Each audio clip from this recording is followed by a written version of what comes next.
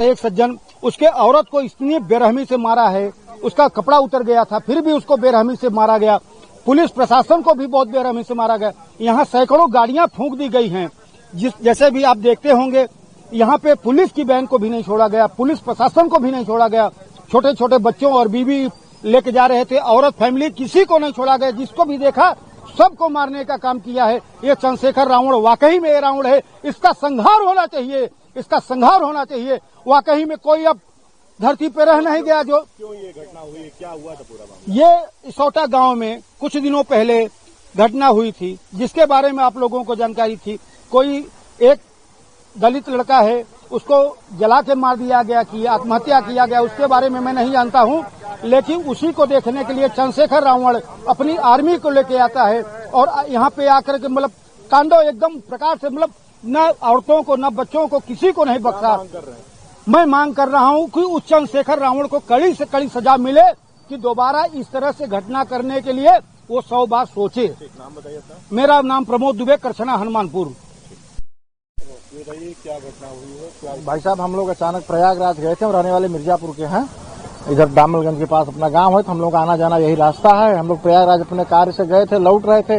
रास्ते में यहाँ पे आए तो देखे तो यहाँ पे जो है कुछ पब्लिक जो है यहाँ पे चक्का जाम किए थे लोग। हाईवे पूरा जाम था। हम लोग गाड़ी लगा के गाड़ी में बैठे थे, तब तक ये भीम आर्मी का झंडा, अम्बेडकर जी का जो झंडा पूरा लगा के, पूरा बैनर लगा के चंद्रशेखर रावण की जय, चंद्रशेखर रावण की जय, यही सब कर रहे थे।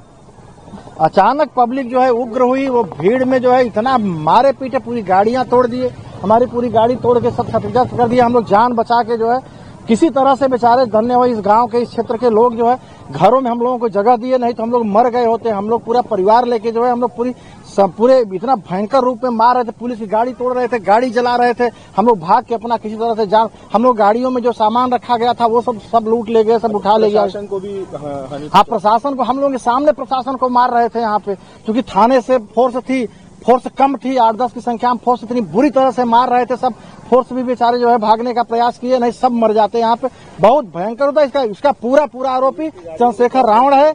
और ऐसे लोगों के खिलाफ, इस महाराज जी की सरकार में ऐसे घोर अपराधियों के खिलाफ जबरदस्त कार्रवाई होनी चाहिए। हाईवे को जाम करना, इस तरह से दुर्व्यवहार करना, ये तो इस सरकार में संभव नहीं था। हम लोग के सामने इतनी बड़ी घटना हुई, हम लोग ये सोचे नहीं थे कि इतनी बड़ी घटना हो। हम अरुण सिंह मेरा नाम है, हम रहने वाले मिर्जापुर के हैं। हम लोग यहाँ उपस्थित हैं और यहाँ पे यहाँ के पास के गांव में चंद्रशेखर आजाद के आने के अनुक्रम में कुछ लोग यहाँ पे इकट्ठा हुए और इकट्ठा होने के पश्चात उसमें से कुछ उपद्रवी तत्वों ने जो उपस्थित वहाँ पे पुलिस बल था उसके ऊपर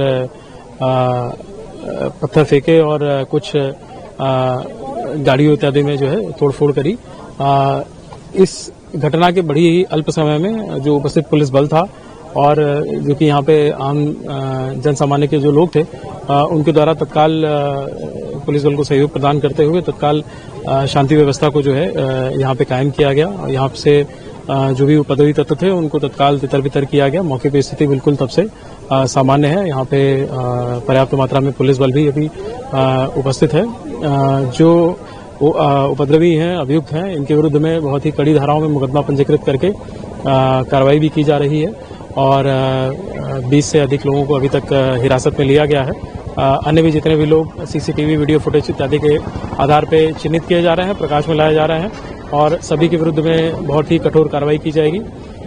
इसके साथ साथ इनके विरुद्ध में एनएसए की भी कार्रवाई की जाएगी, गैंगस्टर एक्ट के अंतर्गत भी कार्रवाई की जाएगी तथा साथ साथ में जो सरकारी संपत्तियों की क्षति हुई है, जिन भी संपत्तियों की क्षति हुई है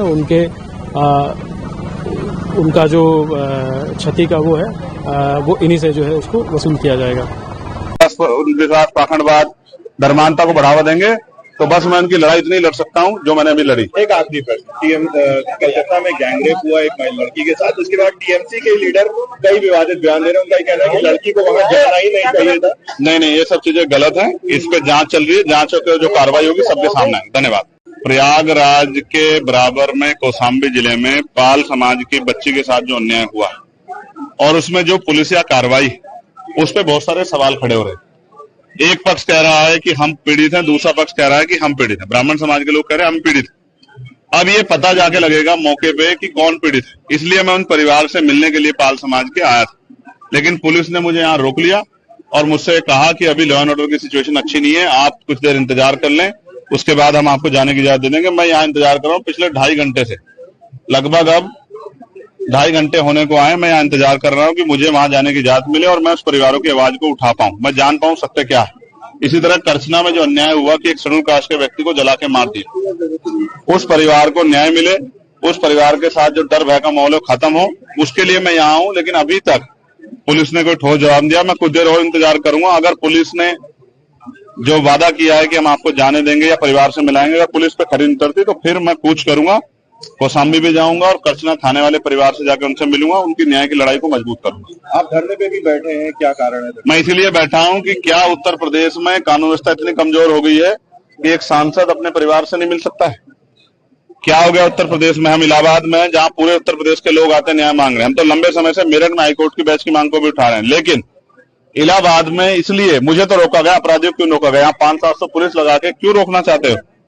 क्या एक परिवार से नहीं मिलने की छूट दे सकते हो आप लोग? तो मैं तो कह रहा हूं मैं अकेला जाऊंगा, आपके साथ जाऊंगा, आप ले चलो, लेकिन मुझे मेरे परिवार से मिलाओ, मैं उनकी तकलीफों को जान दो। अभी उस माँ से मेरी बात हुई जो बच्ची की माँ, उन्होंने कहा मेरी बच्ची की हालत आके देखिए, हमारी हालत आके देखिए, हम यहाँ डर के साए में, हमारी मदद कीजिए, हमारी आवाज उठाइए। तो पुलिस मुझे क्यों रोक रही? क्या पुलिस किसी को छिपाना चाहती है?